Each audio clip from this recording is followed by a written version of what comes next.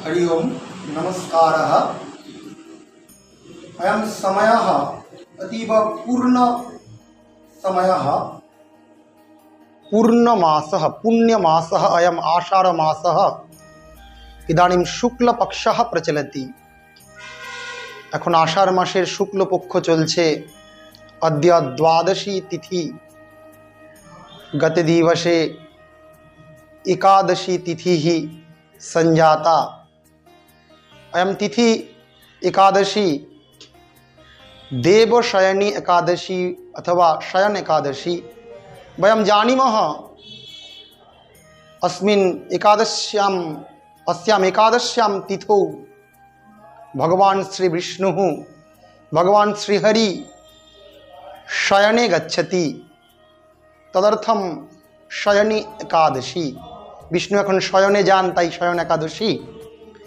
আর কিছুদিন পরেই মাত্র দিনদ্বয়াপ অনন্তরমেব আগামিনী রবিবাসরে শুক্লপক্ষস্য পূর্ণিমা তিথিः। শুক্লপক্ষে পূর্ণিমা তিথি আসছে, আষাঢ়ী পূর্ণিমা। গতে দৃশ্যে अस्माभिः आलोचितम गुरु पूर्णिमा विषये আমরা আগের ভিডিওতে गुरु पूर्णिमा বিষয়ে আলোচনা করেছি। तत्र एकस्मिन् विषये आलोचना जाता, একটা বিষয়ে আমরা আলোচনা করেছিলাম। यत् गुरु पूर्णिमा नाम किं, तस्य नाम आषाढी पूर्णिमा, व्यास पूर्णिमा, वेद पूर्णिमा इति।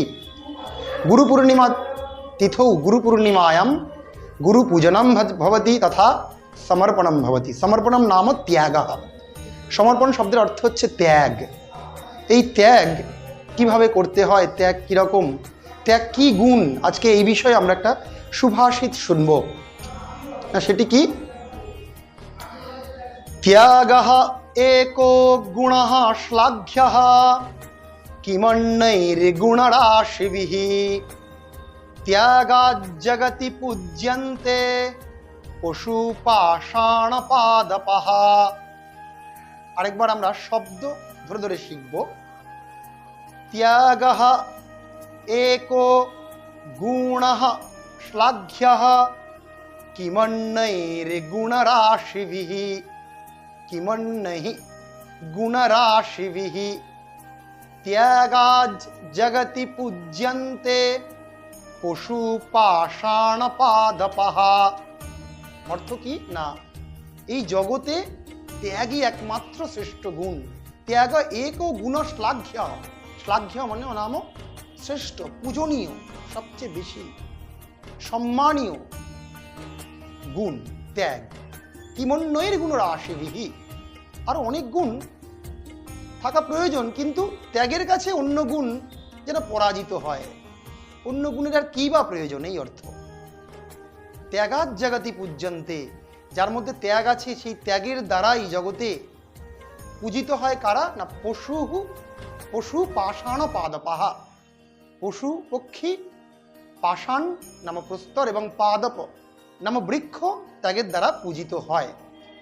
এখন পশু কিভাবে ত্যাগের দ্বারা পূজিত হয় আমরা দেখেছি, যে আমরা পশুদের, যেমন আমাদের যে বিভিন্ন দেবদেবীর বাহন সেটা আছে পশু। না কেন? তারা আমাদের বিভিন্ন উপকারে লাগে, তারা আমাদের অনেক রকম উপকার করে। যেমন কি সবচেয়ে উপকারী প্রাণী হচ্ছে গোমাতা, গরু। আমাদের নানানভাবে আমাদের উপকার করে। গোদুগ্ধ সুষম খাদ্য, গরুর যে গোবর সেখান থেকে সার তৈরি হয়, গোবর থেকে জৈব সার, গ্যাস তৈরি হয়। এরকম গরুর সমস্ত বিষয় আমাদের কিন্তু কাজে লাগে। গোমাতা আমাদের অনেক উপকারী। এরকম কেঁচো নামক একটি পশু আছে, আমাদের চাষবাসে সাহায্য করে। সেখান থেকে সেই কেঁচোর সার থেকে অন্ন উৎপন্ন হয়, অন্নের দ্বারা আমরা প্রাণ ধারণ করি। অন্নাদ প্রাণানি, অন্নাদ ভূতানি জায়ন্তে ভূতানি জীবন্তি, অন্ন থেকেই প্রাণী সকল জীবন ধারণ করে। এরকম নানান পশু আছে যারা, আমাদের ষাঁড় আছে নাঙলের কাজে লাগে। এরকম সমস্ত পশু কাজে লাগে আর কি আমাদের। তাই পশু কিন্তু কোনো কিছু বলে না, তার কষ্টের কথা বলে না, সে শুধু ত্যাগ করে যায়, শ্রম দিয়ে যায় সেবার মাধ্যমে।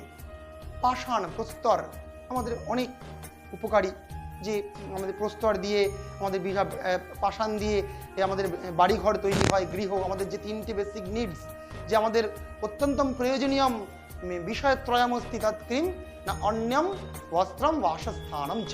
এই বাসস্থানম নির্মিতম ভবতি পাষাণেন, পাষাণের দ্বারা বাসস্থান নির্মিত হয়। এছাড়া আমরা পাষাণ, সেই পাষাণকে বিভিন্ন আকার করে নানান মূর্তি করি, তাদের পুজো করি, আমাদের কিন্তু কাজে লাগে। সে কিন্তু কিছু বলে না। প্রস্তরে আমরা খোদাই করে, আগে প্রস্তরে লেখা হতো, তাই পাষাণও কিন্তু আমাদের উপকার করে। পাষাণ কিন্তু এই তার জীবন ত্যাগ করে। পশু পাষাণ পাদপাহা, বৃক্ষ, বৃক্ষের তো কোনো তুলনাই নেই। জীবন ধারণের জন্য যে অক্সিজেন প্রয়োজন সেটা বৃক্ষ। আজকে যে পৃথিবীতে একম বিষয়ম অত্যন্তম আলোচিতম ভবতি তত্তু পর্যাবরণম, পর্যাবরণের মধ্যে অস্তি জলম বৃক্ষঃ সর্বমস্তি। এই পর্যাবরণের মধ্যে বৃক্ষঃ অস্তি একম অন্যতম উপাদানম। বৃক্ষ হচ্ছে একটি অন্যতম উপাদান। এই বৃক্ষ থেকে আমরা ফল মূল পাই। বৃক্ষের যে মূল আছে, সেই মূল থেকে ঔষধি তৈরি হয়, ঔষধ। সেই ঔষধ ধরে মানুষ জীবন ধারণ করে।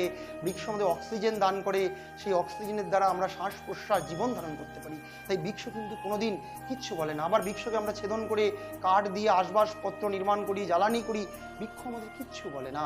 আমাদের বৃক্ষের দ্বারা, বৃক্ষ থেকেই, কাঠ থেকেই আমাদের কি হয়, লেখার কাগজ তৈরি হয়, যেখান থেকে বিদ্যা বিতরণ হয়। বৃক্ষ কিন্তু আমাদের কিছু বলে না, যার জীবন ত্যাগ করে। তাই ত্যাগই একমাত্র শ্রেষ্ঠ গুণ।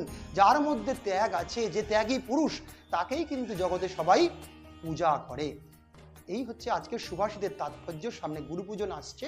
আমরা তাই যখন গুরু পূজন করব, আমরা যখন গুরুর পূজন করব, গুরু শুধু পূজন নয়, গুরুকে দক্ষিণা দেব, আমরা ত্যাগ করব।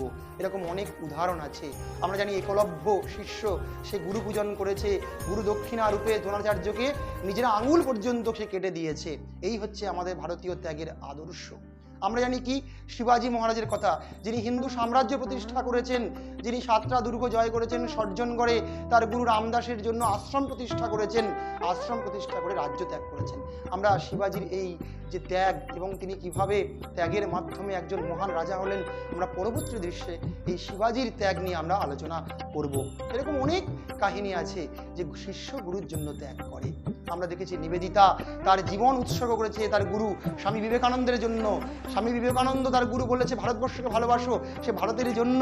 একজন আইরিশ মহিলা কিভাবে তার শিষ্যত্ব গ্রহণ করে পুরো ভারতবর্ষের জন্য সেবা করে গেছে, প্লেগ আক্রান্ত কলকাতার দুস্থ পীড়িত মানুষের জন্য কাজ করে গেছে। আবার স্বামী বিবেকানন্দ তার গুরু রামকৃষ্ণ দেবের জন্য কি না করেছেন। আজকে বিশাল যে রামকৃষ্ণ সাম্রাজ্য, আজকে যে বিশাল রামকৃষ্ণ মঠ মিশনের যে ত্যাগের আদর্শ, সেটা আজও চলছে। তাই ত্যাগই একমাত্র শ্রেষ্ঠ গুণ। আমরা আরেকবার এই সুভাষিতটি শুনব। ত্যাগঃ একো গুণঃ শ্লাঘ্যঃ, ত্যাগঃ একো গুণঃ শ্লাঘ্যঃ, কিমন্যৈর্গুণরাশিভিঃ, কিমন্যৈর্গুণরাশিভিঃ, ত্যাগাজ্জগতি পূজ্যন্তে, ত্যাগাজ্জগতি পূজ্যন্তে পশুপাষাণপাদপঃ, পশুপাষাণপাদপঃ। আমরা এই সুভাষিতটি অভ্যাস করব এবং নিজেদের জীবনে যথাসম্ভব আমরা ত্যাগব্রত পালনের চেষ্টা করব। হরি ওম। সর্বে